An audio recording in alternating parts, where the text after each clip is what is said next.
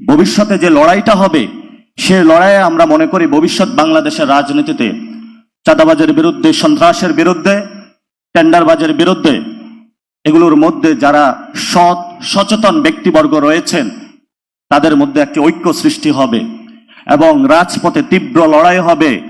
যারা সন্ত্রাস, চাঁদাবাজ, যারা জালেম করবে, যারা জুলুম করবে, জালেম হিসাবে আবির্ভূত হবে, আমরা মুসলিমরা ঐক্যবদ্ধভাবে ইনশাআল্লাহ ভবিষ্যতে বাংলাদেশে একটি ইউনিটি বা ঐক্যের জায়গায় প্রতিষ্ঠা হবে।